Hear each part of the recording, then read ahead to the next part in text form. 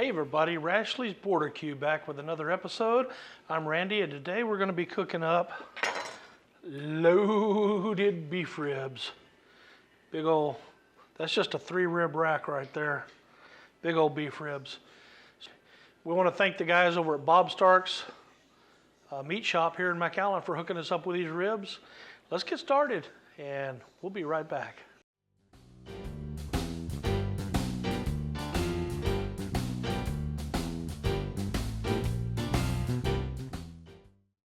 Hey, welcome back. The first thing we're going to do is go ahead and get the membrane off the back of these ribs. Pulling the membrane's not really that hard. If you take a butter knife and you get underneath the edge, which I've already lifted, and then just take a paper towel and grab that membrane and then just slowly work it, it'll come right off. Let me finish that up and we'll be back. Ingredients today are going to be real simple. Loaded beef ribs, some paprika, Chupacabra rub, and some olive oil to help the seasoning stick. Okay, we got the membrane off the back. I'm just going to go ahead and make about a 1/4 inch deep slit on the back side of the ribs in between each rib so we can get some seasoning down in there. On the front side, we're going to try to get underneath this silver skin membrane and get rid of that.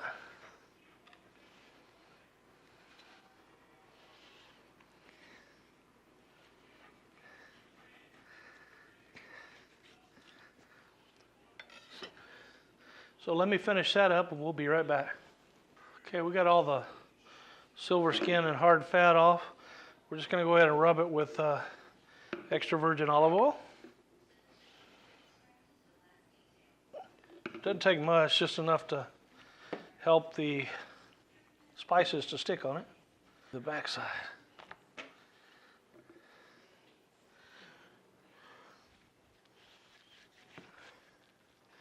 Down in those grooves. Now let's get it all spiced up. All right, we'll do the back side first. Start off with a Chupacabra rub.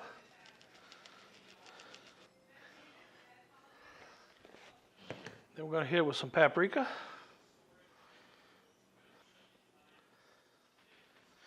Then we're going to Jacard.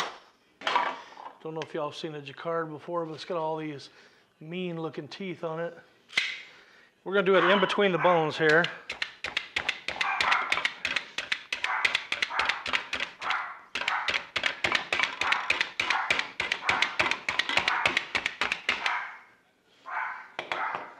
Then we're going to flip it over and do the whole thing on the other side. We'll treat this side the same way. That Jacard tends to kind of push the spices down into the meat.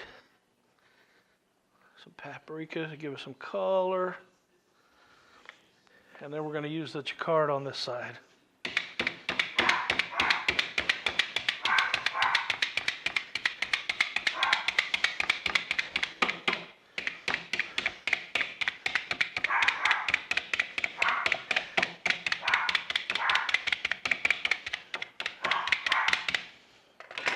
You notice my Jacard has a dog barking sound to it.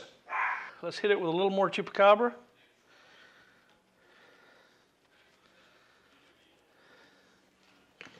And I'm going to wrap that up in some plastic wrap. We'll put it in the refrigerator and let it sit overnight. I don't know which grill we're going to use tomorrow. We'll decide when we get outside. Okay, there we go. We got it all wrapped up in plastic wrap. We're going to stick it in the fridge and let it just get happy with all those spices overnight. We'll see y'all in the morning. Decisions. Hey, welcome back. The ribs have been in the refrigerator overnight. It's morning. We're getting ready to get the grill started. Do I use the Primo, the good one, the Yoder, the Traeger, or the Napoleon? Or the Weber Smoky Mountain? I forgot about it. Can't leave it out. Well, we're going to go to the movies later. I want one I don't have to tend to, so I like the high heat grilling capabilities of the Yoder, and we're going to do some hamburgers later today, so I think I'll save it for that, and we'll fire up the Traeger for these ribs. All right, let's get the cover off and get her fired up.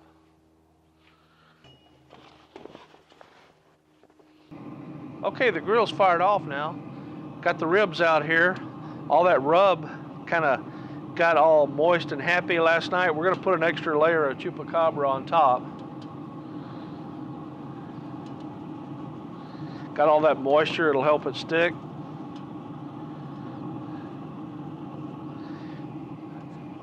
That's it. As soon as the grill warms up just a touch more, I'm gonna go ahead and throw them on. All right, we heated the grill up real good, and now we've turned it back down to 180. We're gonna let it run on 180 or so, get some smoke. Let's get those ribs on. Bone side down.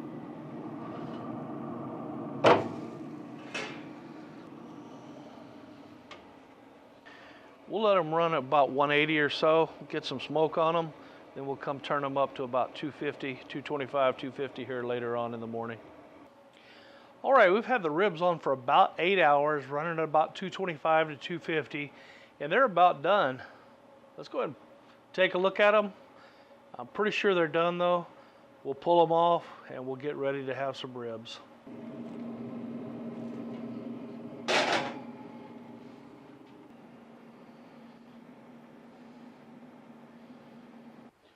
All right, they're still a little bit hot, but we're gonna go ahead and see if we can slice a rib off and give a taste. Like I said, we let them go about 8 hours, and the final temperature was 208 degrees, measured in between the bones and the meat. Let's see what we got here. Oh, that's beautiful. Got a nice smoke ring.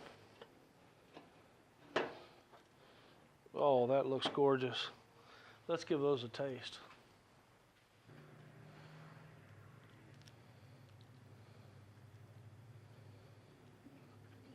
Nice.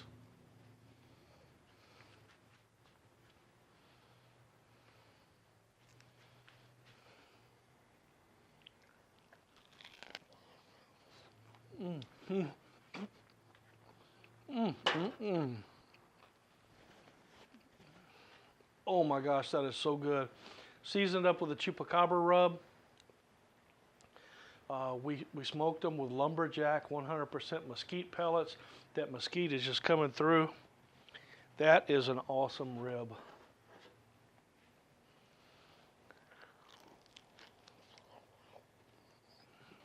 All right, Chupacabra rub. I just love it. I don't know what else to say. It has become my favorite rub in the whole wide world. The thermometer on this cook was the ThermalWorks Smoke. We were running one probe on the grill and one probe in the ribs. Did a real good job. We had the remote thermometer inside, the remote device inside, and watching the temperatures on the whole cook.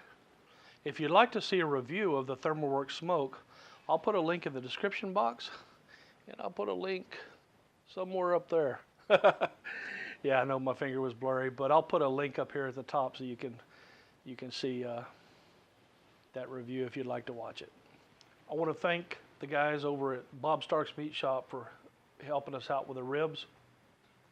Awesome loaded beef ribs. They had about 1.5 inches of meat on top of that rib. Oh, they were just awesome. Moist, tender, 8 hours. Lumberjack mesquite pellets on the Traeger at 225 to 250 is about what they ran at. That is awesome stuff right there. Y'all got to give it a try. Well, we hope y'all enjoyed this. If you have any questions about the cook, leave them in the comment section. Maybe let me know how you do your beef ribs. Always fun to compare. If you like this video, like, subscribe, share it with your friends. And we want to thank you for joining us here at Rashley's Border Q. We'll see y'all later on down the road. Adios.